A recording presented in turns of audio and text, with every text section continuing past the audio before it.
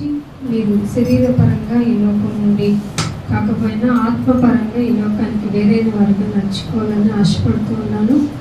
వాక్యము యొక్క అవసరత ఉంది. మేము బల తీసుకునేటప్పుడు బలపడాలి.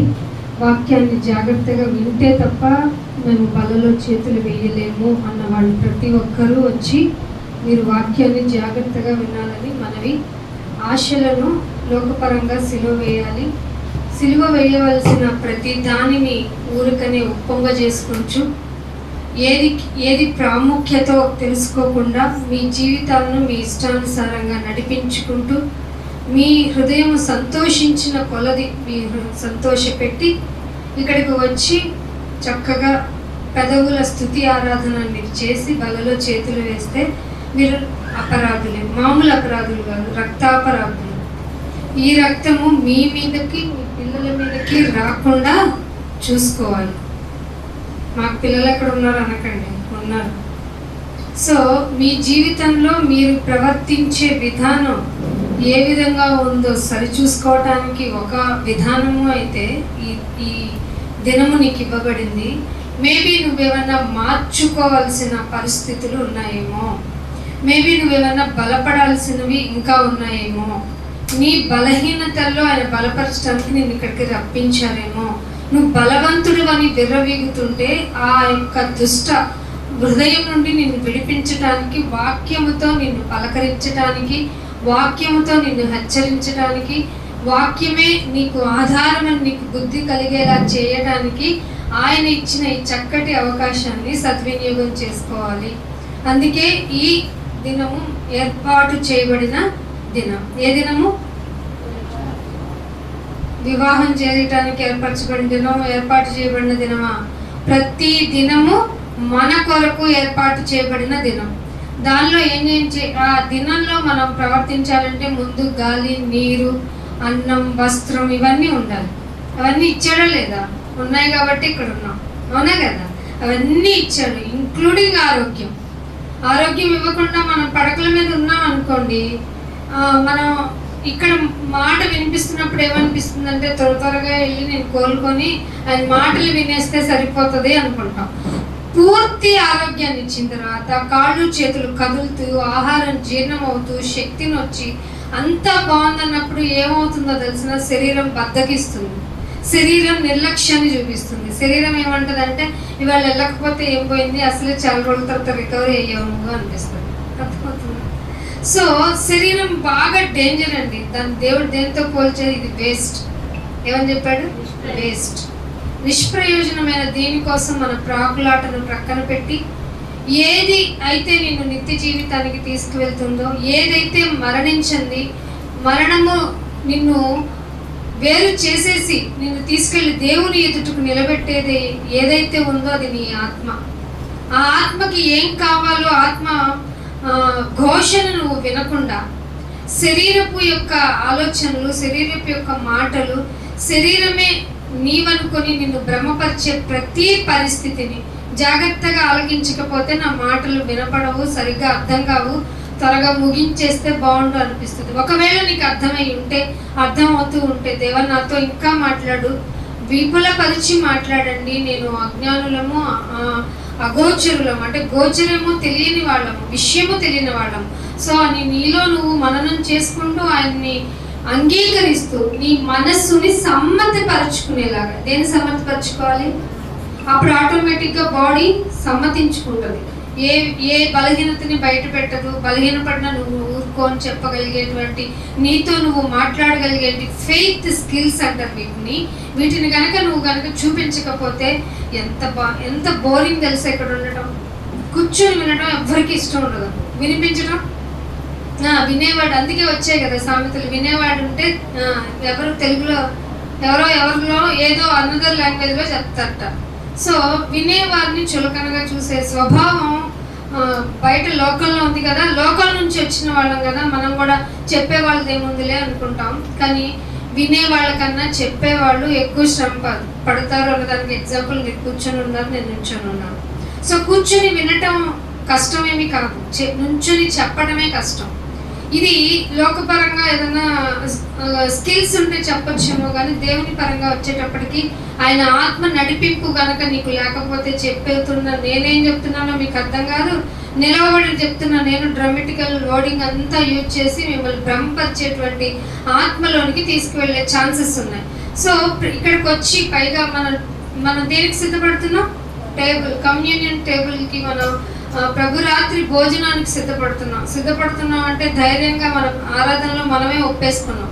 నా ఆత్మ సిద్ధపడలేదు నాయనా, నన్ను నిర్మలంగా ఉంచు, నన్ను తేటగా ఉంచు, నన్ను బాగా ఉంచు అని మనమే ప్రార్థన చేస్తున్నాం. అంటే మనం బాగోలేదు. వెరీ గుడ్, చాలా ఒప్పుకున్నాం. మనకి ఛాన్స్ ఉందా అంటే ఖచ్చితంగా ఉంది కాబట్టే బ్రతుకున్నాం. ఎవరో చెప్పక్కర్లేదు ఈ మాట. మనం బ్రతికున్నాము అంటే ఆయన ఇచ్చిన కృప అనేది, ఆ కృప దేనికి? నువ్వు బ్రతికుండటానికి మాత్రం కాదు, నీకు బ్రతికుండటం వల్ల దేవునికి ఉపయోగం ఉండాలి. ఆ బ్రతికిన విధానం నిన్ను నువ్వు మార్చుకునేలాగా ఉండాలి, నిన్ను నువ్వు పరీక్షించుకునేలాగా ఉండాలి. అలా ఉండనప్పుడు నీ ప్రార్థన అనవసరం, నీ చందాలు అనవసరం, నీ పాట అనవసరం, నువ్వు ఇక్కడ కూర్చోవడం కూడా అనవసరమే. ఇక్కడ వెచ్చగా ఉండాలి, లేదంటే లోకంలో చల్లగా ఉండాలి. కానీ ఇప్పుడు ఎలా ఉన్నావు? నులివెచ్చగా ఉన్నావు. నిలువెచ్చగా ఉంటే స్ప్లిట్ యూ, నేను ఊసేస్తాను అన్నాడు దేవుడు. అది ఎంత ఘోరమైన అవమానం అంటే అసలు ఎవరైనా మనం చూసి పక్కన ఊసి వెళ్తేనే అదొక పెద్ద భయంకరమైన అవమానం అనుకుంటున్నాం. మనకి ఊపిరిని దయచేసి, జీవాన్ని దయచేసి నువ్వు చాలా జాగ్రత్తగా నాలో ఉంటే తప్ప, జాగ్రత్తగా ఏంటి, లోకంలో జాగ్రత్తగా ఉండవలసిన అవసరం ఏముంది? చాలా జాగ్రత్త అవసరం. అది తెలియక మనిషి ఈ భూమి మీద ఎలా అయితే బ్రతుకుతున్నాడో ఆ బ్రతుకు విధానం చూస్తుంటే భయం అనిపిస్తుంది కదా. మనిషి ఏమైపోయాడంట? మృగం మంచిదా కదా? చాలా మంచిది, నిన్ను అస్సలు హాని చేయదు.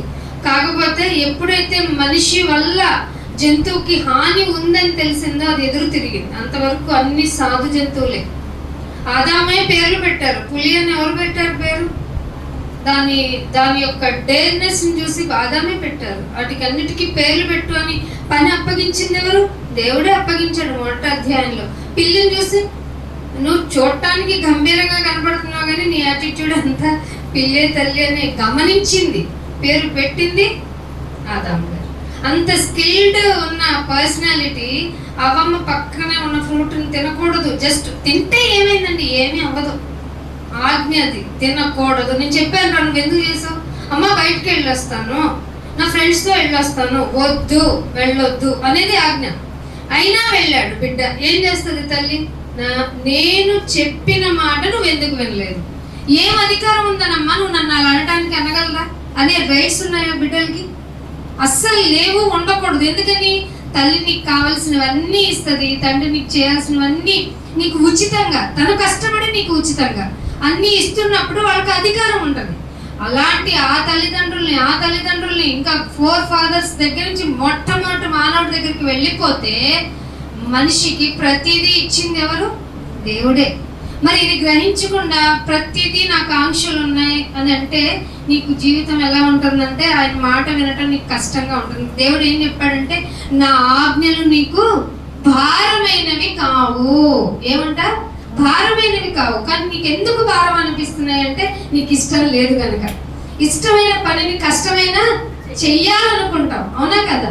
మరి ఎందుకు ఇక్కడ జీవితం, ఇక్కడ గుడికి రావడం, ఆయన గురించి ప్రకటించుకోవడం, ఆయన గురించి వినటం, మరి ముఖ్యంగా మనల్ని మనం మార్చుకోవడం నీకు ఎందుకు భారమైంది అంటే ఆయన అంటే నీకు ఇష్టం లేదు. అదేంటి? ఇష్టం లేకపోతే నేను ఇక్కడ ఎందుకు ఉంటాను? ఇష్టం లేకపోతే నేను ఇక్కడ ఎందుకు పాడతాను? ఇష్టం లేకపోతే నేను ఎందుకు ఇక్కడ ప్రార్థన చేస్తాను? అవన్నీ మనుష్యులు కల్పించిన పద్ధతులను. ప్రార్థన చేయండి అంటే తప్ప చేయవు నువ్వు వచ్చి. అర్థమైందా? నీ అంతటా నువ్వు వచ్చి నేను ప్రార్థన చేసుకోవాలి, ముందు ఆరాధన అనేటప్పటికి నా యొక్క వాయిస్ దేవుని ఎదుట ముందు ఉండాలి అనేటువంటి ఆశ కలిగి ఉండటం, అందులో దేవుని మాటకు లోబడి నీ యొక్క ఫ్రీక్వెన్సీ ఆఫ్ టోన్ ని పెంచుకోవాలా తగ్గించుకోవాలా? తగ్గించుకోవాలి. ఇక్కడ మనల్ని మనం తగ్గించుకుంటున్నాము అనేది, ఒక అధికారి దగ్గరికి వెళ్ళి ఒక హై పిచ్ టోన్ లో చేయాలి గారు నువ్వు చేయాలంటే అంటావా? చేస్తావా? చేయండి అంటారా లేదా? అంటే మన యొక్క భావ ప్రకటన అనేది మనం దేవుణ్ణి ఎంతగా రెస్పెక్ట్ చేస్తున్నాం, ఆయనకి ఇచ్చే మర్యాద ఏంటి అనేది తెలియచేసుకోవడానికే ఇక్కడికి రావాలి. మాకు తెలీదా దేవుణ్ణి ఎలా దేవుణ్ణి ఎలా పూజించుకోవాలో మాకు తెలీదా? దేవుని దగ్గరికి వచ్చి రావడం అంటే మాకు తెలీదా? నీకెన్ని కళ్ళు ఇచ్చాడో మాకు అన్ని కళ్ళే, నీకెన్ని చేతులు ఇచ్చాడో మాకు అన్ని చేతులే, మీకెంత నోరు ఇచ్చాడో మాకు అంత నోరే అని ఎవరు మోషే గారు అక్క పేరేంటి? మిరియాం లాగా ఏమన్నా హై స్కిల్ ప్రొఫైల్ ఏమన్నా ఉందా మీకు? ఉంటే మీరు ధన్యులు కాదు. ఎందుకంటే ఒకరిని అక్కడ కూర్చోబెట్టి ఒకరిని ఇక్కడ నిలబెట్టారు అంటే దేవుని చిత్తం. ఆ దేవుని చిత్తాన్ని అంటే దేవుని చిత్తము అంటే దేవునికి ఇష్టం. నీవు చెప్పాలి అని అనుకోవాలి అంటే దానికి ముందు నీ హృదయం బాగుండాలి. చాలా మంది చెప్పేస్తున్నారు కదా అంటే బైబిల్లో కూడా చెప్పబడింది, దొంగలు ఎలాంటి వేషం వేసుకుంటారు? వెలుగు వేషం. కానీ మీరేం చెప్తారు? సాతాన్ అంటే ఏంటంట చీకటి. ఎవరు చెప్పారు మీకు?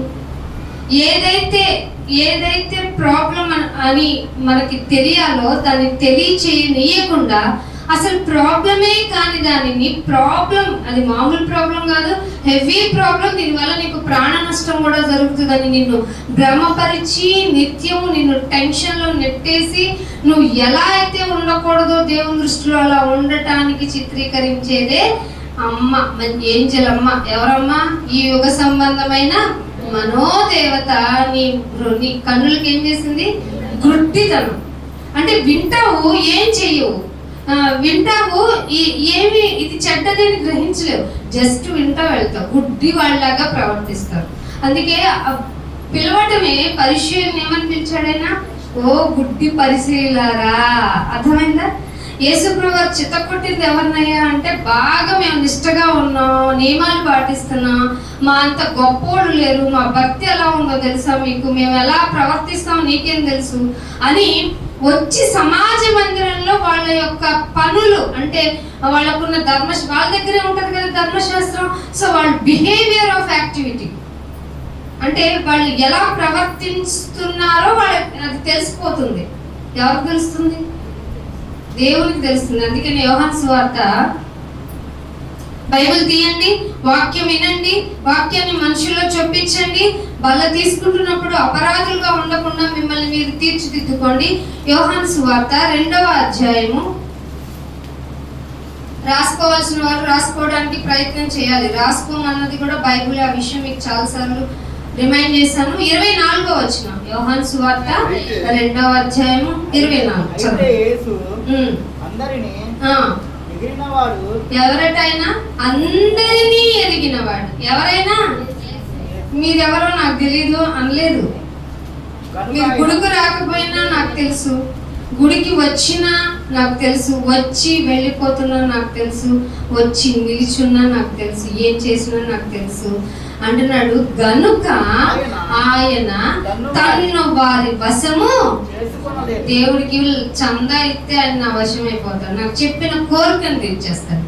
దేవుడికి కొన్ని వారాలు ఆయన దగ్గరికి వచ్చి నన్ను నేను రిప్రజెంట్ అంటే అటెండెన్స్ ఏం చేసుకుంటే ఆయన నా కోరికను సఫలీకృతం చేస్తాడు. ఇవన్నీ లోకపరమైన వేషధారణతో కూడిన భక్తి కార్యక్రమాలు. క్రైస్తవ్యంలో ఇలాంటివి చెల్లను గాక చెల్లవు.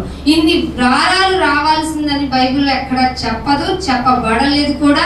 నువ్వు ఎప్పటి వరకు రావాలయ్యా అంటే నీ జీవిత కాల చివరి క్షణం వరకు నీ కాలు చెయ్యి పనిచేస్తుంటే ఆయన మందిరంలోకి వచ్చి అంటే మనం సామాజికంగా కూడుకొని ఆయన మాటలు వింటున్న చోట నిన్ను నువ్వు ఉంచుకోవాల్సిందే, అంటే నీ ఆత్మను ఉంచవలసిందే. కానీ చాలా మంది ఎలా ఉంటారంటే నేను ఉపవాసం ఇన్ని రోజులు ఉన్నాను, అందుకనే నేను నా కోరికను తీర్చుకోవాలి, నా కోరిక తీరాలి అంటే నేను ఇన్ని రోజులు ఉంటాను అంటే దేవుడు వశమైపోతాడా? బైబిల్ విన్నారా, చదివారా? ఆయన వశము కాడు. ఎందుకు వశం కాడు? ఆయనకి నువ్వు పూజ చేస్తే తెలిసిపోద్ది, ఉపవాసం ఉంటే తెలిసిపోద్ది, ప్రార్థిస్తే తెలిసిపోద్ది, చందా చేస్తే తెలిసిపోద్ది, రాకుండా ఉన్నా కూడా తెలిసిపోద్ది. అందుకే ఆయన అందరినీ ఎరిగిన వాడు. ఎవరట ఆయన? అందరినీ ఎరిగిన వాడు. దేవుడికి అందరిని అమ్మ నువ్వు ఇక్కడ ఉండి దర్శనం చేసుకొని వెళ్ళిపో, గర్భగుడిలోకి నో ఎంట్రీ నీకు అని దేవుడు ఏం చెప్పలేదు. కొత్త నిబంధనలోనికి వచ్చిన తర్వాత నిన్ను నువ్వు ఆయన ఎదుట డైరెక్ట్ గా ప్రజెంట్ చేసుకోవాలి. నిన్ను నువ్వు డైరెక్ట్ గా ప్రజెంట్ చేసుకుంటున్నప్పుడు నీలో లోపాలు అవలక్షణాలు కనబడితే నిన్ను నువ్వు వెంటనే రెక్టిఫై చేసుకోవాలి. Repentance is more important in the presence of the God. ఇది మెయిన్ భక్తి యొక్క ముఖ్య ఉద్దేశం ఏమిటంటే నీ పాటల భజన కాదు, సీరియస్ గా చెప్తున్నా, నీ భజన కార్యక్రమాలు కాదు, నీ యొక్క ఉప్పొంగ చేసే అతి దేవతారాధనతో కూడిన ప్రార్థన కాదు. నిన్ను నువ్వు మౌనంగా ఆయన ఎదుట కనపరుచుకొని నీలో కనబడుతున్న లోపాలు ఉంటాయంటే ఖచ్చితంగా ఉంటాయి. ఆ లోపాలను సరి చేసుకుంటున్నావా లేదా అని పరీక్షించుకోవడం, వాటిని మార్చుకునే విధానంలో నిన్ను నువ్వు ఎంత రూపాంతరం చెందావు అనేది పరీక్షించుకోవడం. ఇవి జరుగుతున్నాయా క్రైస్తవ పూజా విధానంలో? లేదంటే నువ్వు కూడా లోకస్తులు మాట్లాడుకున్నట్లుగా దేవుని గురించి అవకాశవాది అనుకుంటున్నావా? ఆయన ఉన్న అవకాశవాదిగా మనుషులు వాడుకుందాం అనుకుంటున్నావా? నీకు ఇప్పుడు తెలియాలి, ఆయన మనుషుల వశము కాడు. ఆయన మనుషులు లోబర్చుకునేంత వీక్ పర్సనాలిటీ కాదు. శ్లోకాలు చెప్పి ఆయన మైమర్పింపజేసి ఆయన్ని ముగ్ధుణ్ణి చేసేనా, లేదంటే కొన్ని వేల రతనాలు, కొన్ని వేల నదులంత తైలమా, లేదంటే పుష్పాల ఎక్కడో అరుదుగా దొరికే పువ్వులు తెచ్చి ఆయన పాద పూజకు పెట్టి నన్ను నేను పాదాక్రాంతురాలుగా చేసుకుని ఆయన మెప్పించగలనా? ఆయన వశము కాడు సరికదా. ఆయన నా మనస్సును ఎరిగినవాడు. సో నేను ఏది ఇచ్చినా, ఎలా ఇస్తున్నాను, ఏ విధంగా ఇస్తున్నాను అని తెలుసుకొని మరి నిన్ను బతికించినవాడు. ఇదే కృప అంటే. అంటే నువ్వు పాపివి, చండాలుడివి, దుర్మార్గుడివి అని తెలిసిన నీ కొరకు కృపను నిలిపి ఉంచి ఉండటమే ఆయనకి తెలిసిన ఏకైక లక్షణం. ఆయన మాత్రమే కలిగి ఉన్న లక్షణం ఇది. అందుకే అంటున్నాడు, ఆయన మనుష్యుని ఆంతర్యమును ఈ లోపల ఉంది అంటారో నాకు తెలియదురా. భార్య భర్త కలిసి ఉన్నా కానీ ఒకరోజు చంపేస్తాడని భార్య ఎరిగి ఉంటే భర్తతో కాపురం చేస్తుందండి? ఎవరైనా హానికరంగా ఈ రోజు నన్ను హత్య చేస్తాడంటే వాడు రోడ్డు మీద వెళ్ళగలడా అండి? కానీ ఈ ఆంతర్యము, మనుష్యుల యొక్క ఆంతర్యము ఎరిగిన వాడెవరు? ఒక రాయి కాదు, ఒక చెట్టు కాదు, ఒక నీకు అందని ఆకాశంలో ఉన్న చిహ్నాలు కాదు. ఎవరు ఎదిగిన వాడు? నీ యొక్క అంతర్యము తెలిసిన వాడు. అంటే ఎవరైతే నిన్ను చేశారో ఆయనకే తెలుస్తుంది. నీ మనసులో ఉన్నది ఎవరికి తెలుస్తుంది? ఆ మనసుని, తలంపుల్ని అన్నిటినీ బాగుగా ఎరిగిన వారికే తెలుస్తుంది.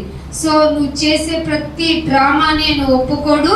మనల్ని మనం తగ్గించుకోవాలి అనేది నేర్పించి మనం ఎలా బ్రతకాలో తానే ఒక ఎగ్జాంపుల్ మాన్యువల్ గా భూమి మీద బ్రతికి చూపించి, ధనానికి ఆశపడకుండా, వస్త్రాలు అంటే ఏమి ఇష్టపడకుండా, అసలు కుటుంబ జీవన విధానాన్ని మొత్తాన్ని పక్కన పెట్టి తండ్రి చిత్తమే నా చిత్తము, తండ్రికి ఏది ఇష్టమో అదే నేను చేస్తాను, అందుకే గ్రంథపు చుట్టలో నా కొరకు ఏదైతే వ్రాయబడిందో అదంతా చేసి లాస్ట్ డిక్లరేషన్ సమాప్తమైనది అని చెప్పటానికే నన్ను నేను ఇక్కడ భూమి మీదకి రిప్రజెంట్ చేసుకున్నాను.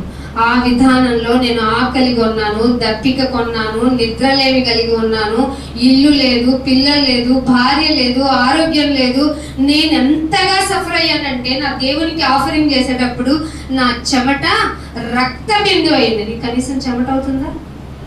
చెమట అవ్వదు. మనం అంత సుకుమారులం అయిపోయాం దేవుని పనిలో. కష్టం విలువ తెలియదు, కష్టపడటం రాదు, కష్టపడాలని మనసు అనుకోదు, ఏమి చేయదు. కానీ నాకు లోటునైనా అని ఆయన ఎదుట విజ్ఞాపన చేయటం మాత్రం నేర్చుకున్నాం. ఇదే నా భక్తి. ఇది భక్తి అయితే నువ్వు ఇక్కడికి రావాల్సిన అవసరం లేదు. ఎక్కడికి వెళ్ళాలి? లోకంలో ఉంటే ఇంకా ఈజీ భక్తి ఉంది. ఏం లేదు, ఒక టెంకాయ కొట్టు, నాయనా నాకు ఈ భక్తి, నాకు ఈ రోజుల్లో మళ్ళీ తిరిగి వస్తాను, నాకు ఇది చేసి పెట్టు అనే భక్తుల సంఖ్య కోటాను కోట్లుగా ఉంది. అక్కడికి వెళ్ళిపో. కానీ నీకు ఇక్కడికి వచ్చావు అంటే ఆయనకి నువ్వంటే ఇష్టం. ఇక్కడ చేరుకున్నావు అంటే ఆయన నీ మీద ఎంతో ఆశ కలిగి ఉన్నాడు. డబ్బిస్తావనా? సమయం ఇస్తావని, ఆయన మాటకు అనుకూలత కలిగిన మనస్సునిస్తావని, ఆ మనసుని ఇచ్చే విధానాన్ని నువ్వు తెలుసుకుంటే కాదు, కానీ నా మాటలు వింటే, ఎలా అయితే నేను మారమన్నానో నా మాటలు వింటే తప్ప నీకు అర్థం కాని పరిస్థితి. అందుకనే మత్తయి సువార్త కూడా చూడండి. మత్తయి సువార్త 9వ అధ్యాయము, మత్తయి సువార్త 9వ అధ్యాయము 4వ వచనం.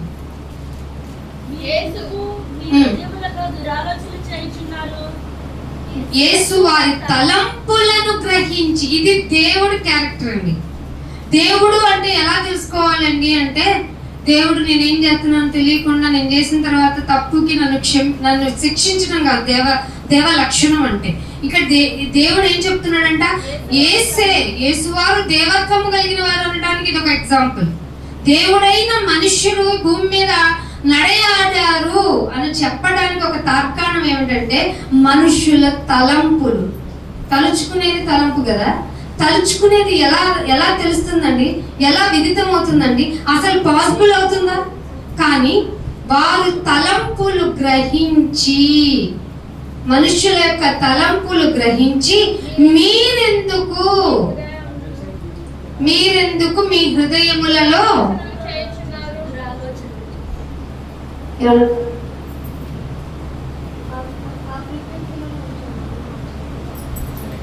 మీ హృదయములలో దురాశలు ఏమున్నాయంట? హృదయంలో ఏముందంట? ఏ ఆశ? మీరు చెప్పాలి, చెప్పకపోతే వాక్యము. మీ దురాలోచన, మీ హృదయములలో దురాలోచనలు ఏమున్నాయని చెప్తుందండి బైబిల్. ఏ ఆలోచనలు? ఆలోచన ఉండటం మంచిదా కాదా? ఆలోచన లేకపోతే మనం బ్రతకగలమా? అసలు ఆలోచన లేకుండా ఏ పనన్నా చేయగలమా? దేవుడు ఇది పట్టుకున్నాడు. ఆలోచన కాదు, దురాలోచన. ఇది మీరు బల్ల తీసుకుంటున్నాం నాయన, నా ఆలోచన విధానం ఎలా ఉంది, నన్ను నేను మార్చుకుందామని ఇక్కడికి వచ్చిన నన్ను మళ్ళీ సాతాను పట్టేసుకుంది. ఎందుకంటే ఏర్పరచబడిన వారిని సహితము, అర్థమవుతుందా మీకు? ఏం చేస్తుంది అది? ఏం చేస్తుంది? మోసం చేస్తుంది. ఇక్కడికి వచ్చిన వాళ్ళ మీదే మోర్ కాన్సన్ట్రేషన్ ఉంటుంది. అప్పుడు మంది ఎక్కువ ఎవరికి అవసరం? ఇక్కడున్న వాళ్ళకి అవసరం. సో అందుకే మిమ్మల్ని ప్రతిరోజు కూడుకోమని దేవుడు చెప్పాడు. మనమేం అడిగామంటే, నాయన మరి లోక పనులు కావాలి కదా అని మనకి మనం నిర్ణయించుకున్నది అండి ఇది. అంటే అందరము ఒక రోజు లీవ్ తీసుకుంటాం, లీజర్ అవుతాం, అందరూ సమావేశంగా కూడుకుంటాం. అందరము కూడుకున్న తర్వాత నీ మాటను వినడానికి మమ్మల్ని మేము సమ్మతించుకుంటాం. సమ్మతించుకుంటున్నావా? నిద్రిస్తున్నావా? నువ్వు సమ్మతించుకోవట్లేదంటే నిద్రపోతావు, సమ్మతించుకున్నాక లేచి అటు ఇటు తిరుగుతుంటావు, సమ్మతించుకోవట్లేదంటే నసలు చెప్పుకుంటూ ఉంటావు, పక్కనతో జోయల్గా మాట్లాడుకుంటూ ఇక్కడికి వచ్చి సమ్మతించుకోవట్లేదు అంటే ఇక్కడికి వచ్చి బయట నేను కూర్చోడు, నాకు ఫ్రీ ఆఫ్ లైఫ్ కాబట్టి అక్కడికి వెళ్తాను. అసలు రాకుంటే పోలా? ఎంత బాగుంది రాకుండా. ఆ రాకుండా ఉండే విధానం ఎంత మైండ్కి ఫ్రీగా ఉంది, అది శరీరం ఆలోచించుకుంటుంది. కానీ ఇక్కడికి వచ్చిన తర్వాత నువ్వేమనుకొని వచ్చావో తెలుసా? నాయన నీ మాట నేను సమ్మతించుకుంటున్నాను అనుకొని వచ్చావు. ఆయన ఏమంటున్నాడంటే, నీ హృదయములో దురాశలు ఉన్నాయి పో. అవి ఏం చేస్తున్నారంట? దురాలోచన చేయుచున్నారు. మాటలు బైబిల్లో రాయించింది ఆలాపనగా ఏం రాయించబడలేదండి. హృదయ పరిశుద్ధాత్మ ప్రేరణ, అది మీకు అనుభవ జ్ఞానమే తెలియజేయాలి. దురాలోచన పెట్టుకోవడంలా చేయుచున్నారు అని అంది. చేయిస్తే ఎలా ఉంటుంది? ఇప్పుడున్న లోకం అలా ఉంది. చేస్తే ఎలా ఉంటామైనా దురాచరణలు అంటే ఇప్పుడున్న లోకపు పరిస్థితి అంతే. యుద్ధాలు, పోరాటాలు, కరువులు, ఇవన్నీ ఎవరి వల్ల వచ్చినాయి? మీలో ఉన్న కక్షలు, మీలో ఉన్న భోగేచ్ఛలు. మేమే హైపర్గా ఉండాలి, మాదే పై చేయి ఉండాలి, మేమే లోకాన్ని రూల్ చేయాలి. మనం కూడా అంతే కదా, అందరూ మన మాట వినాలి. మనం ఎవరి మాట విన్నామా అంటే మనకేమో మనసు రాదాయే, ఇదే కదా, ఎందుకు వినాలి నేను అనిపిస్తుంది. కానీ అందరూ నా మాట వినాలనేది నా కోరిక, కానీ నేను మాత్రం ఎవరి మాట విన్ను అనేది నీ కోరిక. ఇదే లోకంలో వెళ్తుంది. అందుకే యుద్ధాలు, పోరాటాలు, కక్షలు, కార్పణ్యాలు, హత్యలు, మానభంగాలు ఎన్నని చెప్తాం. మనుషుల్నే కాదు, జంతువులనే కాదు, ఎవరెవరిని ఎందుకు చంపుతున్నారో అసలు కారణమే లేదు. మనిషిలో ఒక సైకోయిక్ క్యారెక్టర్ విచ్చలవిడి పశుప్రాయ స్థితిలోకి వెళ్ళిపోయింది. ఇది గమనించిన ఆయన ఏం చెప్పాడు? మీ తలంపులను నేను గ్రహించాను. అసలు మీరు ఎందుకు మీ హృదయంలో దురాలోచన చేస్తున్నారు? బైబిల్ దేవుడి దగ్గర వచ్చే ప్రాబ్లమే ఇది. ఆయన ఏం చేస్తాడంటే, నీ హృదయంతో ఉన్న ఆలోచనను బట్టి ఆయన మాట్లాడేసుకుంటూ ఉంటారు. అది నీకేమైందంటే ఇబ్బంది పెట్టుద్ది. ఏంటి ఎప్పుడు చూసిన వాక్యం నా మీదే కాన్సన్ట్రేట్ చేసి చెప్తారు. అవును, వాక్యం నీకే కదా చెప్పాలి. చెట్టుకు చెప్పాలా, మొక్కకు చెప్పాలా, జంతువుకు చెప్పాలా? మనకే కదండి వాక్యము. మనల్ని మనం సరి చేసుకోవడానికి కాకపోతే మనల్ని మనం మార్చుకోవడానికి సమయం ఇస్తే నా కోసం చెప్తారు ఏంటండి వాక్యం అంటే ఎలా కుదురుతుందండి? వాక్యం నీ కోసం, నా కోసమే వాక్యం ఇచ్చారైనా. ఆ ఇచ్చిన వాక్యాన్ని మనం గ్రహించి సమ్మతించుకొని ఆయన ఇష్టానుసారంగా బ్రతికి ఈ లోకంలో ఐఎమ్ ద సక్సెస్ఫుల్, నేను కూడా సమాప్తము, నా జీవితంలో చేయాల్సిన ప్రతి దానికి నేను సమాప్తము చేసి ఉన్నాను అని చెప్పుకోవటమే మనల్ని మనం పరీక్షించుకోవటం. సో మిమ్మల్ని మీరు మార్చుకునే విధానంలో ఇంకొక మాట చూడండి. యాకోబు రాసిన పత్రిక 1వ అధ్యాయము,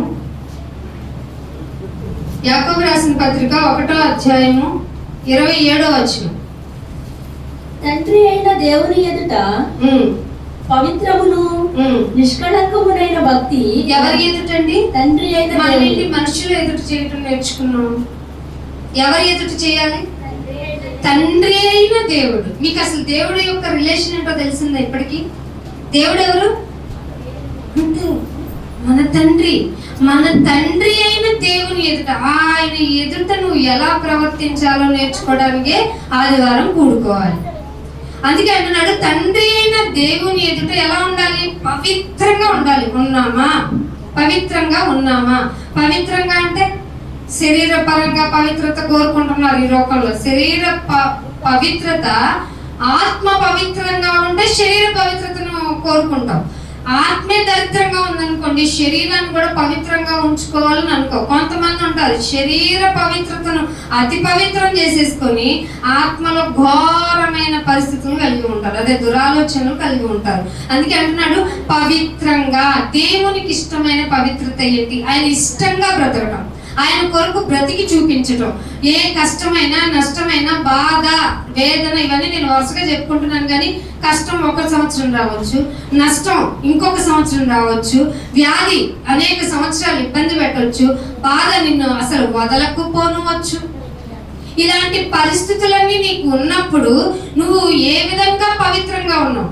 కానీ ఈ పవిత్రంగా ఉండే విధానంలో నిన్ను నువ్వు పవిత్రపరచుకునే విధానంలో లోకానికి ఏమైనా కాంప్రమైజ్ అయిపోయావా? అప్పుడు నీకు సుఖంగానే అనిపిస్తుంది జీవితం. అర్థమవుతుందా? ఏమండి ఒకరోజు గుడికి రాకపోతే ఏముంది, ఒకరోజు కూల్ ఎక్స్ట్రా వస్తుంది కదా, పోతే పోలే. ఈజీనా లేదా? పాపం ఎలా ఉంటుందట? సులువుగా ఉంటది. ఆయన నా సన్నిధిలోకి వచ్చి మిమ్మల్ని మీరు కనపరుచుకోవాల్సిందే అనేది ఆజ్ఞ. ఆజ్ఞను అతిక్రమించేవాడు పాపి. పాప ఎక్కడికి పోతాడు?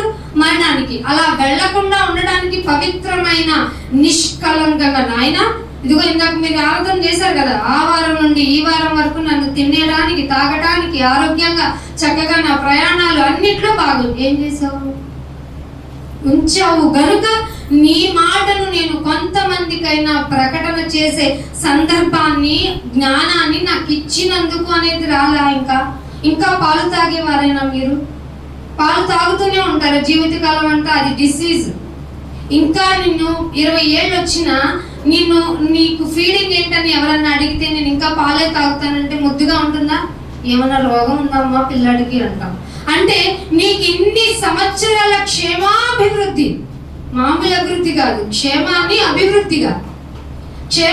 అభివృద్ధిగా ఉంచాడు. అంటే ఆయన నువ్వు ఏమి ఇవ్వలేను నాయన, కాపాడో థ్యాంక్ యూ, నడిపించావు థ్యాంక్ యూ, పోషించావు థ్యాంక్ యూ అని చెప్పి వెళ్ళడానికైతే నీకు లోకస్తులకి ఏంటి డిఫరెన్స్?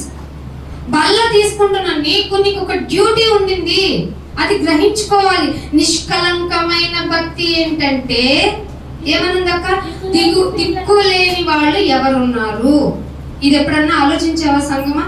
టేబుల్ వేస్తున్నావు కదా నువ్వు, టేబుల్ దగ్గరికి వచ్చేస్తున్నాను, మంచిగా వచ్చి నేను తీసుకుంటున్నానని నాయన నాకు ఇచ్చిన అవకాశం థ్యాంక్ యూ అంటున్నావు కదా. నీకు నేను అడుగుతున్న క్వశ్చన్ ఏంటంటే, దేవుని తరపు నుంచి దిక్కు లేని వాళ్ళ గురించి నీ ఆలోచన ఏంటి? నాకన్నా దిక్కులో వాళ్ళు ఎవరున్నారు నాయన, నేను దిక్కుమాలిన వాడిని, నువ్వే నాకు అన్ని ఇచ్చేయంటావు ప్రార్థనలో. ఎన్ని ఇచ్చినా కూడా, ఎన్ని ఇచ్చినా చాలని అనని జాతిలో మనకు మానవ జాతి ఒకటి ఉంది. అందుకే అంటున్నాడు దిక్కు లేని పిల్లలను నాయన భర్త లేడు కదా, భర్త లేని నా జీవితానికి, నా కుటుంబానికి ఎవరు దిక్కు, ఇంత అన్యాయం చేశావు, అయినా నేను నిన్ను నమ్ముకుని ఉన్నా అనడానికి నీ రూపంలో దేవదూతలాగా వాళ్ళకి సపోర్టివ్ క్యారెక్టర్ ఏమన్నా ఉందా? లేదే. ఇది భక్తి కాదా? కాదే, కాదు. అందుకే దిక్కులేని పిల్లలను, వెధవరాండను వారి ఇబ్బందులలో విజిటింగ్ కాదు, పరామర్శ అంటే అవసరతలు ఏమన్నా ఉన్నాయా, ఇదిగో పెట్టుకోండి, ఇదిగో తీర్చుకోండి, అన్నీ ఉన్న మీలో దేవుని భయం ఉండాలి అని దేవుని గురించిన భయము, దేవుని గురించిన జ్ఞానము వాళ్ళకి తెలియజేసేటువంటి, ఈవెన్ ఇప్పుడు మనకి చాలా ఈజీ కదండి, ఫోన్లో ఒక కాల్ చేస్తే అయిపోవా, వాళ్ళు మాట్లాడగలరు. చాలా మందిని మీరు మాట్లాడించాలి అంటే వాళ్ళ ఇంటికి వెళ్ళక్కర్ల, పరామర్శించడం ఇది టెక్నికల్ కదా, వీడియో కాల్ కూడా ఉంది కదా, వాళ్ళు ఫేస్ చూసే విధంగా. ఎందుకు చేయలేకపోతున్నాం అంటే మనకు అనవసరం, మా భక్తి చాలేనాయన, మాకు ఒక భారం ఎందుకు, మా భారమే మేము మోసుకోలేము. మీరు అప్గ్రేడ్ అవ్వాలి. మీరు మీ పిల్లలు ఎల్కేజీలో ఎలా ఉన్నారు, ఇప్పుడు అలా ఉంటే ఒప్పుకుంటారా? అస్సలు ఒప్పుకోం. ఎంత కష్టపడి నేను చదివించాను అంటాం. మరి అలాంటిది నిన్ను ఎన్నో సంవత్సరాలుగా పోషించి కాపాడుతూ, ఎన్నో ఆపదలు, ఎన్నో భయంకరమైన పరిస్థితుల నుంచి కాపాడి మళ్ళీ ఇక్కడ కూర్చోబెడితే అదే పాలు తాగుతాను ఆయన అంటే ఒప్పుకుంటాడా దేవుడు? అందుకే అంటున్నాడు, బెదవరాండ్రుల ఇబ్బందుల్లో పరామర్శించుటయు, మెయిన్ గా ఇహలోకంలో ఒక మాలిన్యం, ఒక జిడ్డు ఉంది, అది వదిలించుకోవాలంటే ఇక్కడికి వచ్చి పరీక్షించుకోవాలి. అర్థమైందా? ఇహలోకంలో ఉన్న మాలిన్యము, మలినము, ఆ మలినము ఏంటంటే చూడటానికి చాలా ఏమి తట్టుకోదులే అన్నట్టుగా ఉంటది, ఇది నన్ను పట్టదులే అనుకున్నట్టుగా ఉంటది, కానీ నిన్ను జిడ్డులా పట్టేసుకుంటది. అదే పాపం. ఆ పాపము నీకు అంటకుండా నిన్ను నువ్వు కాపాడుకుంటున్న ప్రొసీజర్ ఏంటి అసలు? ఒక లోకపరమైన ఉద్యోగ విధానంలో నన్ను నేను కాపాడుకోవడానికి నేను చేస్తున్న ప్రయత్నాలు ఏంటి? అప్పు తీసుకోను, చెయ్యి దేన్ని ఆశించను, ఏమంటారు దాన్ని, లంచము తీసుకోను. ఎవరన్నా ఏదన్నా నీకు ప్రమోషన్ కావాలంటే ఇంకా లంచం ఇవ్వు, లేదంటే ఏదైనా సాక్రిఫై చేయంటే అసలు ఒప్పుకోను. నువ్వు దేనికయ్యా ప్రాముఖ్యతనిస్తావంటే దేవుని కోసం. అరే ఫ్రెండ్స్ ఇలా రా సిగరెట్ తాగొద్దామంటే హ్యాపీగా వెళ్ళి వాళ్ళతో వెళ్ళి రావడమే కదా. పీల్చేవాడి కన్నా పక్కన ఉన్నవాడికి కన్జ్యూమింగ్ చేసే ఆ గాలి వల్ల ఎక్కువ క్యాన్సర్స్ వస్తాయి తెలుసా? టొబాకో తీసుకునే వాళ్ళలో అధికమైన ఎక్కువ మంది ఎందుకు క్యాన్సర్ పడుతున్నారంటే తాగే వాళ్ళకన్నా పీల్చుకునే వాళ్ళకన్నా పక్కన వాళ్ళ. అందుకే పబ్లిక్ స్మోకింగ్ అనేది ప్రొహిబిషన్ తెలుసా? ఇది చేయకూడదు. కానీ మన వాళ్ళంతా మంచివాళ్ళు, చెడ్డవాటికి అంతా పెద్ద పేటేస్తారు, మంచి వాటికి వీళ్ళు ఎందుకు ఇలా చేస్తున్నారు, సువార్త మాకెందుకు చెప్తారు, మీ గుళ్ళో చెప్పుకోండి, మీ వీధిలో చెప్పుకోండి, మా ఇంటికి రాకండి, ఇవి ఎందుకు చెప్తున్నారంటే ఇది మంచిది, శరీరానికి ప్రమాదకారి, అందుకే ఇది ఇష్టపడదు. ఎప్పుడైతే నువ్వు ఆత్మను గనక కాపాడుకోవాలనుకున్నావో ఈ వాక్యాలన్నింటినీ మా వీధికి వచ్చి చెప్పండి, అసలు మా ఇంటికి వచ్చి చెప్పండి అంటావు. అందుమూలంగా నిన్ను నువ్వు కాపాడుకోవడం ఎలాగో చూసుకుంటావు. ఏమిటట? ఇహలోక మాలిన్యము నాకు అంటకుండా నన్ను నేను కాపాడుకోవడమే భక్తి. ఇదేంటైనా భక్తి అంటే నేను తెల్ల బట్టలు మాత్రమే అనుకున్నాను. భక్తి అంటే కనపడగానే వందనములు చెప్పుటాయే అనుకున్నాను. భక్తి అంటే ఆమెన్ అనడం వరకే తెలుసాను. ప్రార్థనలో ఏం చెప్పారో విన్నాం, లాస్ట్ లో మాత్రం ఆమెన్. ఎందుకు? నువ్వు వాళ్ళు ఆమెనన్నా 100 మంది ఆమెనన్నా వాళ్ళ వాక్యాన్ని నువ్వు పరీక్షించాలి, నువ్వు కూడా ఆమెన్ చెప్పాలి. వాళ్ళు ఎందుకు చేస్తారో తెలియదు, వాళ్ళ భక్తి ఏంటో తెలియదు, వాళ్ళు ఏ అవసరతతో ఏ స్వార్థపూరితమైన కోరికతో ప్రేయర్ చేస్తున్నారో కూడా మనకు తెలుసా? తలంపులన్నీ ఎరిగిన వాళ్ళు ఎవరు? ఆయన అందరినీ ఎరిగిన వాడు గనక మీరెందుకు మీ హృదయాలలో దురాలోచన చేస్తున్నారు? ఇది ఈరోజు దేవుడు మనల్ని క్వశ్చన్ చేస్తున్నాడు. మీ హృదయాలు ఏంటో నాకు తెలుసు, మీరు మనసులో ఎందుకు మిమ్మల్ని మీరు ఇలా దురాలోచనతో బ్రతుకుతున్నారు? ఇహలోక మాలిన్యం అంటించుకొని మరి అది జిడ్డు కలిగి మరి ఇంకొకరికి అంటించడానికి సమాజ మందిరంలోకి వస్తారా? సమాజ మందిరంలోకి ఎందుకు రావాలంటే ఉదక స్నానం చేసి పరీక్షించుకొని బాగా అయింది, నీట్గా ఉన్నాను, ఇక ఎన్నటికీ నేను మట్టి అంటించుకొని దుమ్ము అంటించుకోను, శుభ్రంగా ఉంటాను, పవిత్రంగా ఉంటాను, నిష్కలంకంగా ఉంటానని శపథం చేసుకుని ఆయన బలిలో చేతులు వేయాలి కదా. మనం ఏం చేస్తున్నాం మరి? ఫార్మాలిటీ, అటెండెన్స్, అది స్కూళ్ళల్లో, కాలేజీల్లో, లేకపోతే కొన్ని లోకపరమైన పార్టీ సమావేశాల్లో నీకు బాగుంటుందేమో, కానీ క్రైస్తవుడు అనేటప్పటికి నువ్వు హాజరైన తర్వాత నిన్ను నువ్వు పరీక్షించుకోవాల్సిందే. అందుకే ఇంకొక మాట చూపిస్తాను చూడండి. 34వ కీర్తన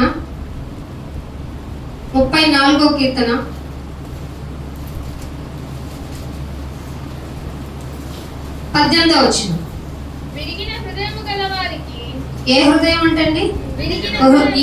ఇహలోక మాలిన్యము అంటకుండని వాడు ఎలా ఉంటాడో తెలుసా? వాడి హృదయం విరిగిపోద్ది. ఎందుకంటే ఇహలోక మాలిన్యము అంటే బంధుత్వాలు కూడా ఉంటాయి, దీనిలో రక్త సంబంధాలు కూడా ఉంటాయి, వివాహ బంధాలు కూడా ఉంటాయి, ఈవెన్ అక్రమ సంబంధాలు కూడా ఉంటాయి. ఇది మాలిన్యం. ఏంటి ఆ అక్రమ సంబంధాలతో ఈ రిలేషన్స్ పెట్టావంటే ఈ రిలేషన్స్ అనేవి నువ్వు వ్యసనంగా చేసుకున్నావు. నన్ను తిట్టినా పర్లేదురా, మా అమ్మని తిట్టే ఊరుకోను. అవును, మరి నీ కన్నా తండ్రి అయిన దేవుణ్ణి తిడితే ఆయన ఏముందండి, దేవుడే చూసుకుంటాడు. నేను చేసేది ఏముంది, నా చేతిలో ఏముంది? ఇవా?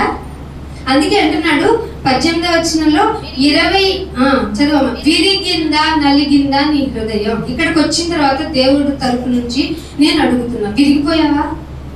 బంధాల నుంచి విరిగావా? నలిగావా?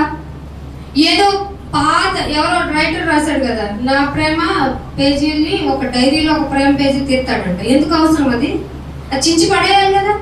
ఆ రైటర్కి ఏమో మంచి డైరెక్టర్ని మనం సత్కరించుకున్నాం. లోకం అలా ఉంది. పాత విషయాల్ని తవ్వుకొని వాటిల్లో మళ్ళీ ఆ ఊబిలో పడు, బాగుంటుంది అని చెప్పడం మంచిది లోకం.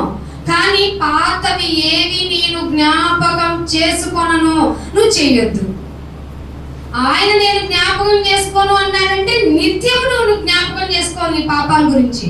ఎందుకంటే ప్రాబ్లం నీది, ఆయనది కాదు. అందుకే అంటున్నాడు, నిన్ను నీవు పరీక్షించుకో. విరిగావా, నలిగావా? పాట పాడినంత ఈజీ కాదు. నీ చేతిలో రొట్టెని నేనా? విరిగావా? మరి విరుగు వేసేయంటే విరిస్తే నొప్పి ఉంటుందా, హ్యాపీగా ఉంటుందా? విరిస్తే నొప్పులు ఉంటాయి. నొప్పులు నిన్ను దేవుణ్ణి జ్ఞాపకం చేస్తాయి. డోంట్ వరీ అని చెప్పింది బైబిల్, తెలుసా? ఎంతగా నొప్పులు భరించుంటే నేను ఈ గిన్నెను నా యుద్ధ నుండి తీసేయను ఆయన అని చెప్పగలిగాడు. ఎదుటివాడి తలంపుల్లో, వాళ్ళ హృదయాల్లో ఏముంటుందో తెలుసుకున్న ఆయన దూరదృష్టుడు. ఆయనకి ఫ్యూచర్ ఏమవుతుందో తెలియదు. ఆయనకి తెలిసిన ఆయనకి చేయబడే ట్రీట్మెంట్ ఎలా ఉన్నదో తెలియదా? అందుకే ఈ గిన్నెను నా యుద్ధ నుండి నీ చిత్తమైతేనే తీయి అన్నాడంటే ఎంతగా శ్రమ పడ్డాడు, ఎంతగా విరిగిపోయాడు, ఎంతగా నలగబడ్డాడు.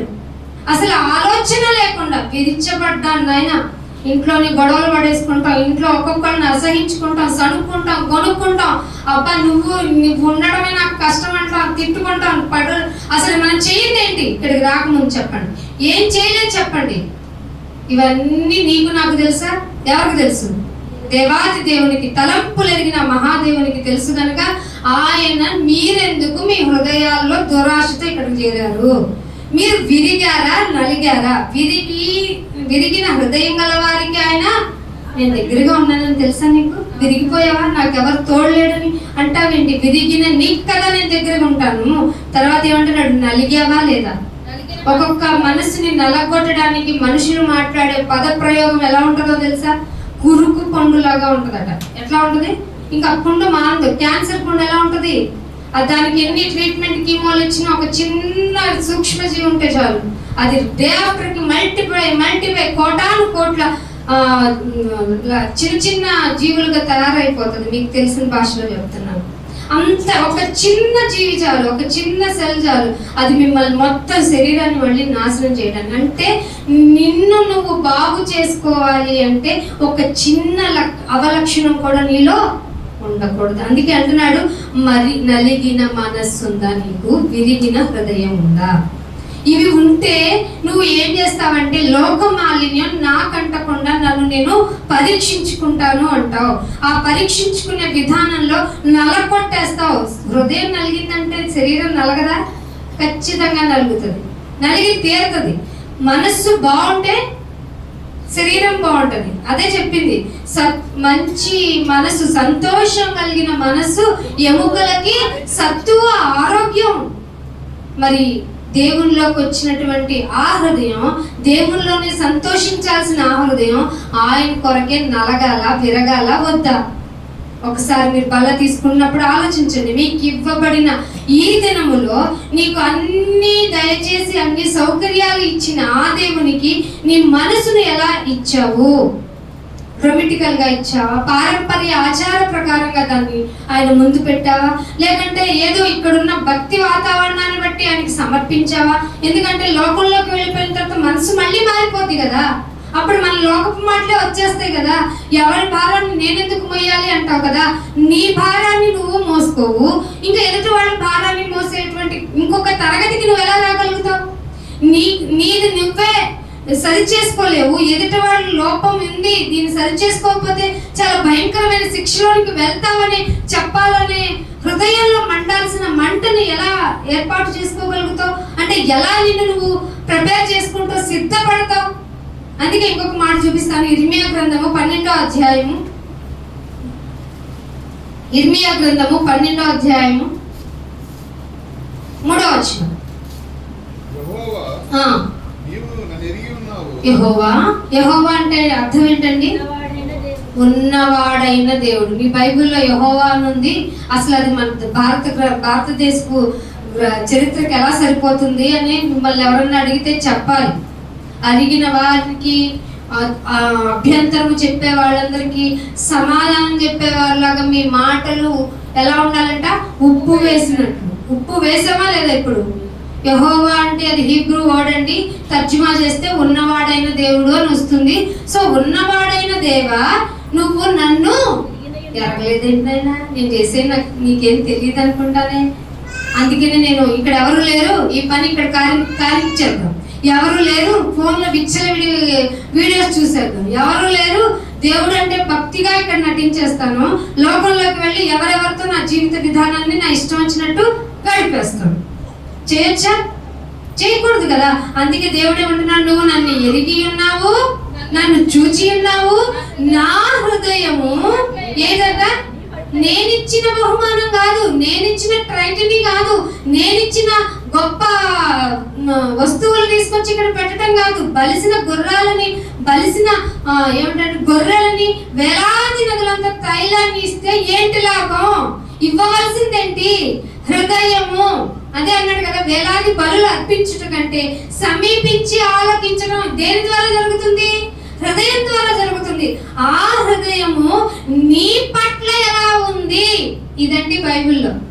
ఇదండి మీరు పూజా కార్యక్రమానికి వచ్చినప్పుడు, ఆయన ఆరాధించడానికి వచ్చినప్పుడు, ఆయన సన్నిధిలో ఉన్నాము అని అనుకోవడానికి వచ్చినప్పుడు నీ హృదయము ఎట్లా ఉంది అని నీవు నన్ను శోధించు. దేవుడు శోధించడు అంటారా? దేవుడు శోధించడు కానీ పరిశోధించడు. ఇక్కడ శోధించడు అంటే సందర్భం. ఆ పడే సఫరింగ్ కి ఈ వాడే సరిపోద్ది. శోధించడు అంటే పరిశోధిస్తాడు. ఆ శోధన పడేటప్పుడు, ఆ పరిశోధనలో నువ్వు ఉన్నప్పుడు ఆయన గురించిన నీ యొక్క మాట, అంతరంగం, తలంపు, నీ సణుగుడు, నీ బాధలు, నీ యొక్క ప్రార్థన, విజ్ఞాపన, అబ్బో ఏమని చెప్పాలి, నీ ప్రతి యాక్టివిటీని ఆయన అబ్జర్వ్ చేస్తారు. లోక మాలిన్యం అంటుకొని ఉందనుకో, ఇక సణుగులే సంశయములే.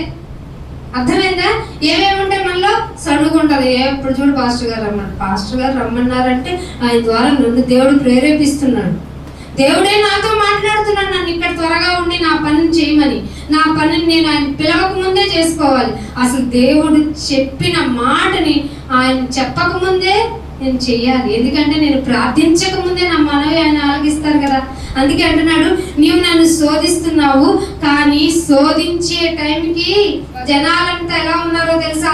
వధకు ఏర్పడిన గొర్రెల వలె ఉన్నారు. వీళ్ళు తప్పదిగా వధించేయాల్సిందే. వధకు తెచ్చేసాం వీళ్ళన్నట్టే ఉందంట సంఘాన్ని.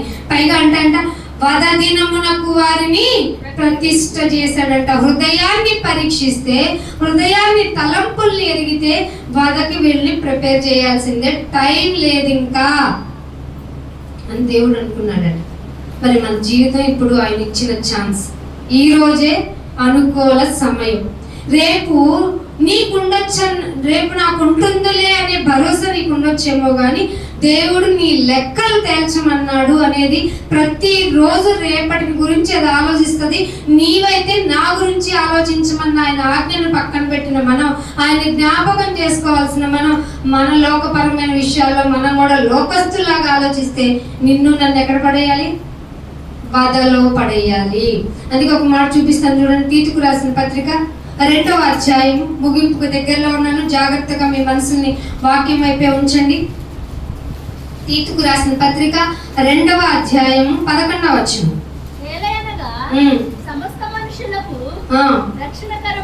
సమస్త మనుష్యులకు రక్షణకరమైన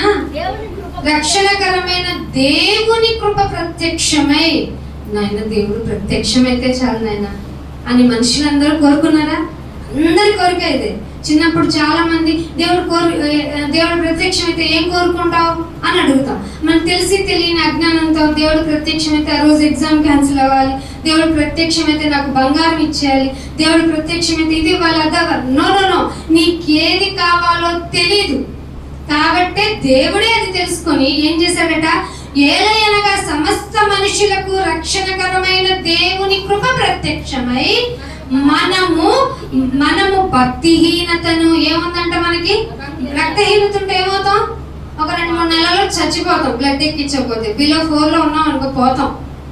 ఆడవాళ్ళమైతే, ఇంకా మగవాళ్ళైతే 5 లోపు ఉంటే పోతారు. అదే భక్తిహీనత ఉంటే చచ్చినట్టే కదా దేవుల్లో. అందుకని మన భక్తిహీనతను ఇహలోక సంబంధమైన దురాశ, ఎక్కడో విన్నాం ఫస్ట్ లో, మీరు దురాలోచన ఎందుకు చేస్తున్నారు? అది ఎక్కడుందట? మనలో ఉంది. కాబట్టి మనలో ఉన్న భక్తిహీనత, ఇహలోక సంబంధమైన దురాశను విసర్జించామా? నన్ను జ్ఞాపకం చేసుకునే ప్రక్రియలో భాగంగా నువ్వు ఏం విసర్జించి ఇక్కడికి వచ్చావు? వారానికి ఒక టైం ఇచ్చి నువ్వు పరీక్షించుకుని విసర్జించిన వాటిని పక్కన పెట్టావా? మళ్ళీ వాటిని వేసుకొని లోకంలో పెట్టుకున్న వాటిని ఇక్కడికి తీసుకొని వచ్చి బలలో వచ్చి చేతులు వేసి మింగేసి తాగేసి లోకంలోకి వెళ్ళి మళ్ళీ లోపం నాయనాన్ని ఏడుస్తూ ఇక్కడికి వస్తే అని ఏం చేయాలి? ఇహలోకమైన దురాశలను విసర్జించేస్తే నీకేమొస్తుందో తెలుసా? శుభప్రదమైన, అంటే మంచిగా ఒక నిరీక్షణ వస్తుంది. ఇంకేముందండి? రోగం ఉంటే ఏముంది చెప్పండి? రోగంతో లాజరు గారు పరలోకం వెళ్ళలేదా? డబ్బు ఉంటే ఏమండి, లేకపోతే ఏంటి? నా అవసరాలు తీర్చేదెవరు? నా తల్లిదండ్రులు కాదే, నా భర్త కాదే, నేనే కాదే. నా అవసరం నేను తీర్చుకోవాలంటే నేను ఎలా అవుతాను? నేను ఎలా కాదంటే, నాకు అవసరమైనప్పుడు నేను రోగంలో ఉంటే, నేను లేవలేని స్థితిలో ఉంటే, నేను పండించుకోలేని స్థితిలో ఉంటే, నేను సంపాదించుకోలేని స్థితిలో ఉంటే, అంటే నాకు నేను కూడా అవసరం రానా? ఎస్, నీకు నువ్వు కూడా అవసరం రావు.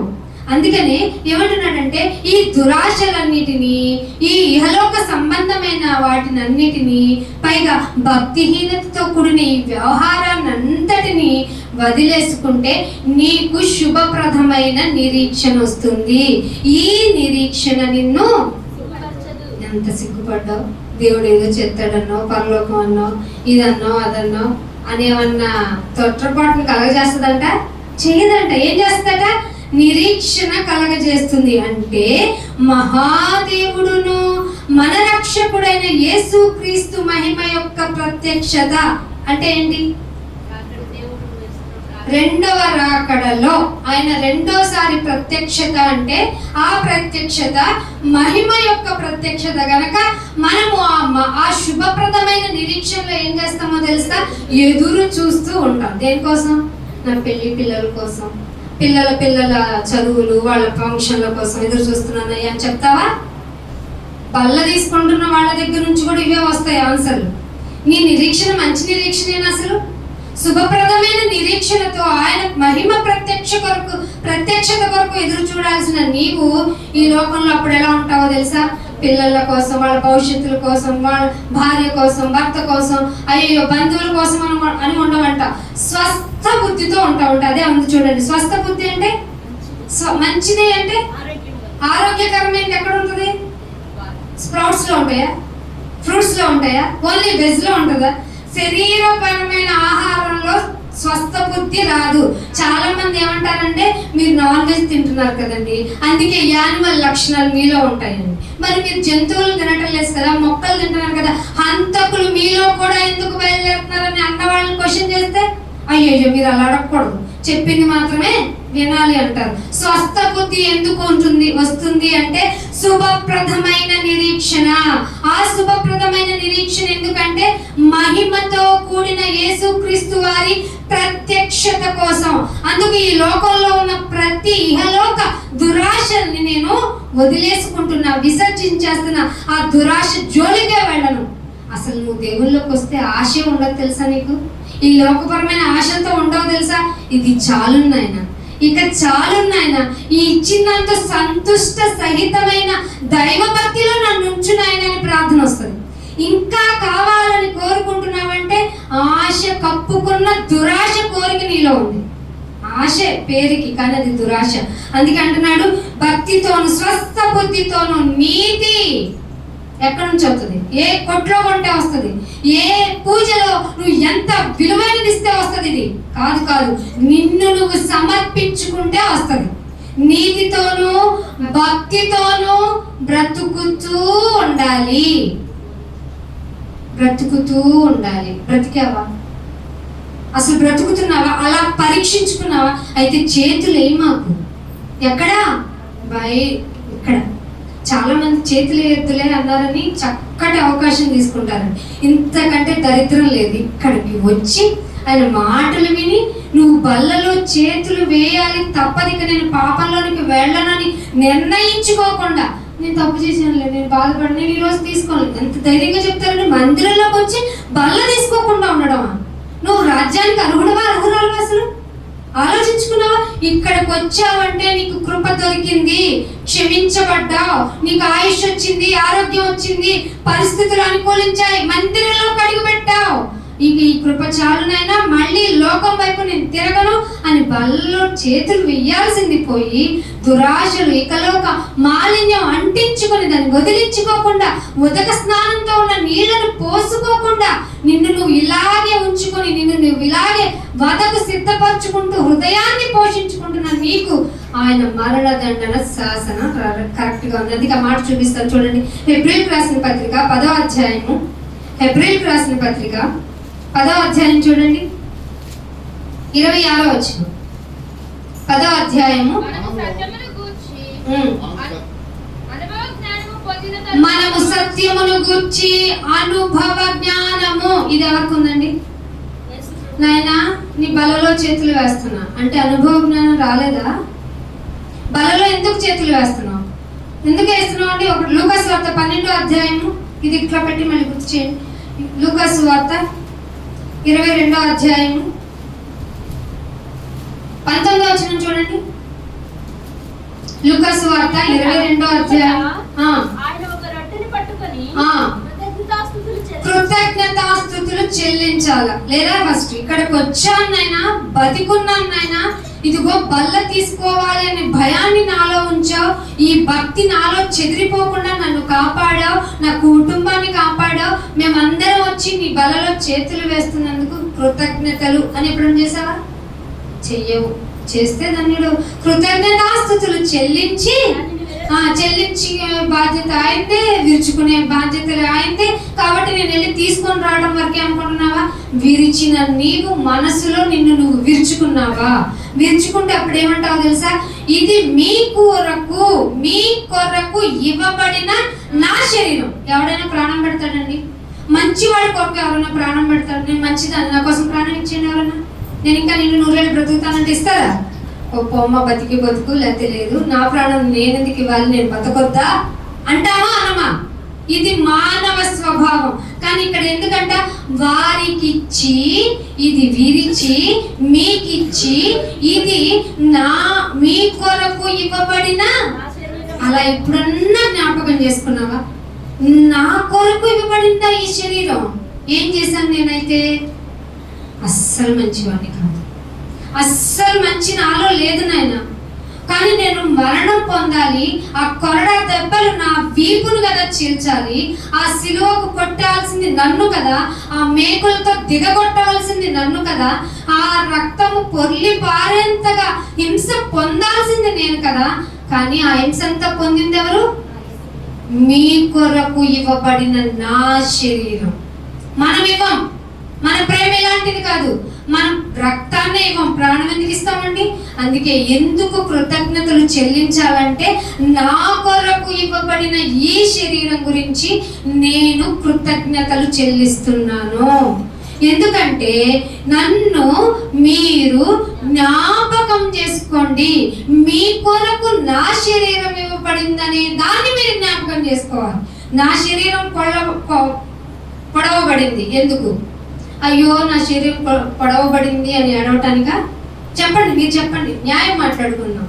శరీరం, నా శరీరం నీ కొరకు ఇచ్చాను అంటే బ్రతికిన తర్వాత నువ్వేమని ఏడుస్తావు? నువ్వు ఎలా పొందావో దెబ్బలో ఏడుస్తానా? అయ్యా ఎందుకు నాయన, నా కొరసే ఇచ్చావు కదా, నేనైతే ఇచ్చేదాన్ని కాదయ్యా. నాది ఈ లోక ప్రేమ స్వార్థంతో కూడింది. కుదిరితే ఈ తరం వ్యభిచార తరం కాబట్టి ఆ వ్యభిచారానికి లొంగపోతే చంపేసే తరంలో ఉన్నాము. కానీ మీరైతే మమ్మల్ని కాపాడుకోవడానికి మీ శరీరాన్ని ఇచ్చారా? ఆ శరీరం మళ్ళీ క్వాలిఫికేషన్స్ తో ఉండాలి. ఎలా ఉండాలి? పవిత్రంగా ఉండాలి, నిష్కలంకంగా ఉండాలి. సో టోటల్ గా అమూల్యమైన రక్తాన్ని చిందించటానికా అనేది జ్ఞాపకం చేసుకుంటున్నావా లేదా? రోజు వినే శ్లోకమే కదా, తినగా తినగా వ్యాప్యం అయిపోయింది, తీయదైంది. కానీ మీకు మాత్రం దేవుడు పడిన శ్రమ, చిన్న కన్నీటి బొట్టు నీ హృదయంలో రానివ్వటం లేదు, మీ హృదయం నలగనివ్వటం లేదు. అందుకే మీలో శరీరపరమైన కోరికలకి హ్యాపీగా మరలా లోకం వైపు తిరిగిపోతున్నారు అనేది దేవుడు చెప్తున్నమాట. అందుకే మీ తలంపులు నాకు తెలుసు, మిమ్మల్ని అందరిని గురించి నాకు తెలుసు. మీ కొరకు నన్ను నేను వశం చేసుకోను అన్నాడు. నువ్వేమంటావు? 4 రోజులు ఉపవాసం చేస్తే ఆయన్ని వశం చేసుకోవచ్చు. బల్లలో చేతులు వేసేసాను కదా, ఇంకేముంది, నేను పవిత్రపరచను. అయ్యో, బల్లలో చేతులు వేసే అనేక మంది వాళ్ళు తెలిసి చేస్తున్నారు కాబట్టి అపరాధులు. ఇంతకీ నువ్వు అపరాధివా? పాపం లేనివాడివా? జ్ఞాపకం చేసుకుంటున్నావా? పరీక్షించుకుంటున్నావా? అందుకనే ఏమంటున్నా హెబ్రీ పత్రికలో 10వ అధ్యాయంలో 10వ అధ్యాయము, మళ్ళీ తీయండి అందరూ, 26వ వచనం. 10వ అధ్యాయము, అది అనుభవ జ్ఞానం అంటే ఇందాకంతా చెప్పుకొచ్చాను కదా. మీ కొరకు ఇవ్వబడిన నా శరీరం జ్ఞాపకం చేసుకున్నావా? ఇది అనుభవ జ్ఞానం, ఇది సత్యం. జ్ఞాపకం చేసుకుని సత్యమును బుద్ధిపూర్వకంగా బుద్ధిగానే తెలిసి, అంటే మనసులో కాన్షియస్ గా అన్ని తెలిసే, గుడికి రాకపోవడం, గుడికి రాకుండా ఆయన మాటలు వినకపోవడం, ఆయన చిత్తానుసారంగా నడుచుకోకపోవడం, అసలు రాకుంటే పోలా అని వదిలేయటం, ఇవన్నీ ఇవి నేను చాలా తక్కువ చెప్తున్నా. నీ హృదయానికి తెలుసు నువ్వేం చేస్తున్నావు. గద్దించొద్దా? గద్దింపు నీకు మేలు చేస్తుందా, లేకపోతే నిన్ను కొల్లగొడుస్తుందా, నిన్ను బాధ పెట్టి నిన్ను మరణానికి తీసుకెళ్తుందా? నువ్వు ఇక్కడ నలిగితే తిరిగితేనే కదా ఆయన దగ్గరికి వెళ్ళగలుగుతావు. నీకు ఏమంటావు? త్వరగా చెప్తే త్వరగా పోతావు. త్వరగా నీకు దేవుని సన్నిధిలోకి వచ్చిన తర్వాత త్వరగా అనేది ఎందుకు వస్తుంది? ఆయన నీ కోసం అన్ని దినాలు సిద్ధపరిచి కొన్ని గంటలు విన్న నువ్వు మళ్ళీ లోకంలోకి వెళ్ళి ఎన్ని రోజులు గడపాలి? 6-7 రోజులు గడపాలి, అర్ధగంటే కదా. మళ్ళీ వెళ్ళిన తర్వాత అక్కడ లోకంలో బ్రతుకుతావు, ఆవలిస్తావు, పడుకుంటావు, నిద్రపోతావు. వాక్యం అంటే పట్టింపు ఉండదు, ఏముండదు, సిద్ధపడే విధానంలో నీకు ప్రొసీజర్స్ తెలియవు. వాక్యం ఎంతసేపు చదువుకోవాలో తెలియదు, ఎలా చదువుకోవాలో తెలియదు, ఎవరితో ఎలా మాట్లాడాలో తెలియదు. సంభాషణ ఉప్పు కాదు కదా, పరమ కారంగా పరమ చెత్తగా ఉంటది. ఏం మార్చుకున్నట్టు నువ్వు? ఎలా బ్రతుకుతున్నట్టు నువ్వు ఎలా సువార్త పత్రికగా మారగలవు ఇంకొకళ్ళకి? నువ్వు రాజ్యభారం లేదా నీ మీద? ఆయన మీద రాజ్యభారం మోపింది కదా, నీ భుజముల మీద మోసుకోవా? అదే చెప్పాడు కదా, నువ్వు ఉపేక్షించుకుంటేనే కదా నన్ను నువ్వు ఒప్పుకోగలవు. ఉపేక్షించుకుంటున్నావా? అందుకే అంటున్నాడు, మీరు సత్యమును గూర్చిన అనుభవ జ్ఞానం పొందిన తరువాత. పొందారా లేదా? ఇక్కడ ఆగుదాం. పొందారా లేదా? పొందితే పరిగెత్తుకుంటే మనం ప్రతిరోజు ఆయనలో ఉండాలి కదా, ఆయనలో బలంగా ఉండాలి కదా, ఆయన మాటను ఎక్కువ పాటించే వారంగా ఉండాలి కదా, నువ్వు ఒక సువార్తను ప్రకటించే వారిగా ఉండాలి కదా, నువ్వు ప్రజలను పరిచేదానిగా వాడివిగా ఉండాలి కదా. మరి ఎక్కడ నీ పని? నీ తలాంతుల కాయిన్స్ యొక్క పెట్టుబడి ఎంత? ఆయన నీకు పెట్టుబడి పెట్టిన దానికి నువ్వు ఇచ్చిన ఫలం ఏంటి? 0 అయితే మూర్ఖమైన వాడ పో పాతాళానికి అంటాడు కదా. అది తెలిసి కూడా బుద్ధిపూర్వకంగా పాపము చేసిన ఎడల పాపానికి ఇంకా బలి ఉంటుంది అనుకుంటున్నావా? మళ్ళీ చేయొచ్చండి. ఇది యేసుప్రభు వారి దగ్గరికి వస్తేనటండి మళ్ళీ పాపం చేయొచ్చండి. అది అన్యులు మనల్ని చేస్తున్న అవహేళనండి. ఆ అవహేళనకి కారణం నువ్వు నేను కదా. అన్యుల మధ్య ఆయన మాట ఎందుకండి బ్యాడ్ అవుతుందంటే కేవలం క్రైస్తవుల వల్లే. నిజం, కేవలం ఈ క్రైస్తవులు పాటిస్తున్న ఈ పారంపర్య ఆచార వ్యవహార శైలి వల్లే అన్యుల్లో ఆయన నామము ఘోరంగా అవమానం పొందుతుంది. దానికి ప్రక్షాళన చేయడానికి ఈ తరంలో కొంతమందిని ఆయన రోషం గల వారిని ఎంచుకున్నాడు. పాపము ఏమిటట? పాపము చేసిన ఎడల బుద్ధిపూర్వకంగా పాపాలకి బలి ఉండదు. బైబిల్లో ఉందా లేదా? అయినా తప్పు చేస్తున్నావంటే, అయినా లోకంలోనికి వెళ్తున్నావంటే, లోకమే నీకు రుచిగా ఉందంటే నువ్వు సరిగ్గా మారలేదు, నటించావు. ఓయే వేషధారి అన్నాడా లేదా? నువ్వు దేనిలో తీస్తావు? పోపులోను పుదీనాలోను చిన్న వాటిలో తీస్తావా? మళ్ళీ ఏం మింగేస్తావంట? వడియ కట్టకుండానే ఒంటిని మింగేస్తావంట. అంటే అది ఎవరికి కనపడదనా? చిన్నది తీస్తున్నాడులే పెద్దదానిలో ఏముందిలే అనుకుంటారనా? చిన్న విషయంలో నమ్మకంగా లేనివాడు పెద్ద విషయాల్లో నమ్మకంగా ఉండలేడు. అర్థమైందా? అందుకే అంటున్నాడు న్యాయమైన తీర్పుకు భయంతో బతకండి. ఇంకా న్యాయపు తీర్పునకు భయంతో ఎదురు చూడటం విరోధులకు దహింపబోవు తీక్షణమైన అగ్ని కొరకు ఇక ఉండండి. ఎందుకు ఉండాలా? ఏంటి అగ్నిలో కాలటానికి భూమి మీద మనం ఉండాలి. సరి చేసుకుంటే క్షణంలో పక్కకు తప్పింపబడతాం కదా. ఆలోచించండి, పరీక్షించుకోండి. అందుకే లాస్ట్ ఒక మాట మీకు చూపించి ముగించేస్తాను. ఇదే లాస్ట్ మాట. 2 కొరింథీయులకు రాసిన పత్రిక 5వ అధ్యాయము 11వ వచనం. 5వ అధ్యాయము. కావున మేము ప్రభువు విషయమైన భయము నెరిగి, ఏ విషయమైన? డబ్బు విషయమైన భయము నెరిగి, రోగం విషయమైన భయము నెరిగి, ఎవరో చంపేస్తారన్న అనుక్షణం భయంతో బ్రతికి, ఇలాంటివి కాదండి. నిజమైన సేవకుడు ఏ భయాన్ని ఎరిగి చెప్తాడు? ప్రభువు విషయమైన భయము నెరిగి మనుష్యులను ప్రేరేపించుచున్నాము. ఒక నిమిషం, ప్రేరేపించుచున్నాము. ఇక్కడ ఆషామాషిగా వాక్యాలు చెప్పబడో, భజన జరగదు. దేవుని మాటలతో మీరు ఉదక స్నానం చేసుకొని రండి, అప్పుడే మీరు హిమము వలె తెల్లగా మార్చబడతారన్న వాక్యానుసారమైన జీవితం ఎలా ఉండాలో చేసి మరి అనుభవ జ్ఞానం కలిగి మరి ఇక్కడ చెప్పబడుతుంది. ఇది కొద్ది మంది మాత్రమే రుచించగలరు. ఆయన జ్ఞాపకం చేసుకోండి. మీకు బలలో చేతులు వేస్తున్న మీకు మిమ్మల్ని పరీక్షించుకోండి. మిమ్మల్ని మీరు పరీక్షించుకుంటే ఎదుటివాడి కంటిలో నలుసును చూడరు, మీ కంటిలో ఉందే దూలమని ఎరిగి మిమ్మల్ని మీరు పరీక్షించుకుంటూ భయంతో వణుకుతో ఆయన కొరకు బ్రతుకుతారు. మీ కొరకు ప్రేరేపించింది దేవుడే. అందుకే ఈ మాటలు చెప్పించింది దేవుడే. పరీక్షించుకొని బలలో చేతులు వేద్దాం. నెక్స్ట్ వారం వచ్చేటప్పటికి లేదా ఆయన సన్నిధిలో మళ్ళీ తిరిగి వచ్చేటప్పటికి నాయన నేను ఉపేక్షించుకున్నవి ఇవి అని ధైర్యంగా ఆయన కొరకు చెప్పుకొని ఆయనను ప్రార్థనలో ప్రసన్నం చేసుకుందాం. ఇటు ధన్యత మీకు అందరికీ దయచేయాలని కోరుకుంటున్న మాటలు ముగిస్తున్నాను. ప్రార్థన చేసుకుందాం. ఎవరైతే బలలో చేతులు వేస్తాము అనుకున్న వారు మా హృదయాన్ని పరీక్షించుకున్నాము. నాయన మా కొరకు ఇవ్వబడిన ఈ శరీరము అని కృతజ్ఞతలు చెల్లిస్తున్నాము అంటూ మీ హృదయాల్ని విరవండి, నలచండి. భయముతో ఆయన కృపాసనం వద్దకు రండి. ఊరికే పారంపర్య ఆచారాలు, మనుషులు పెట్టిన పద్ధతుల ప్రకారంగా భక్తి నేర్చుకుంటే మీరు వెళ్ళలేరు. మిమ్మల్ని మీరు మార్చుకోవాలంటే ఆయన సన్నిధిలో ఎంతైనా ఉండి మీ శరీరాన్ని నలకొట్టడం నేర్చుకోండి. తండ్రి, మాకు ఇవ్వబడిన సమయం అమూల్యమైనది. మీరిచ్చిన ఈ కృపను నాయన జ్ఞాపకం చేసుకున్నాం.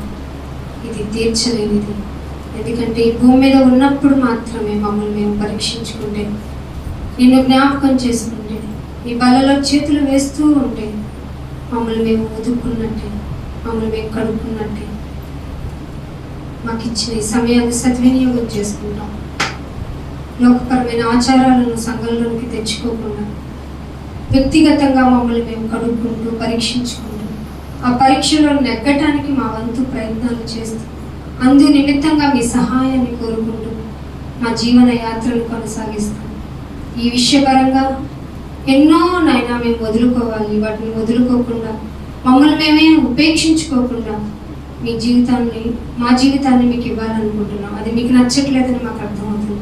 మీకు ఇష్టమైనట్టుగా మీ చిత్తానుసారంగా బ్రతకాలి అంటే మీరు ఎలా బ్రతికారు భూమి మీద, మీ బిడ్డ ఎలాగా బ్రతకమని చేసి చూపించారు, ఆ విధమైన జ్ఞాపకమును మేము గుర్తు చేసుకొని ఆ వ్యవహార శైలిలో ఆ యొక్క జీవన ప్రయాణాన్ని కొనసాగించడానికి మా సాయి శక్తి లోపం లేకుండా పని చేయుటకు మమ్మల్ని సిద్ధపరచమని వాళ్ళలో చేతులు వేస్తున్న ప్రతి ఆత్మను మీరు ప్రక్షాళన చేసి మీ యొక్క వంతు పత్రికగా వారిని తీర్చిదిద్దమని యేసుక్రీస్తు వారి అతి పరిశుద్ధమైన నామముని ప్రార్థన అడిగి వేడుకుంటున్నాం తండ్రి. ఆమేన్. అందరికీ వందనాలు. Thank you. All of you. God bless you to all.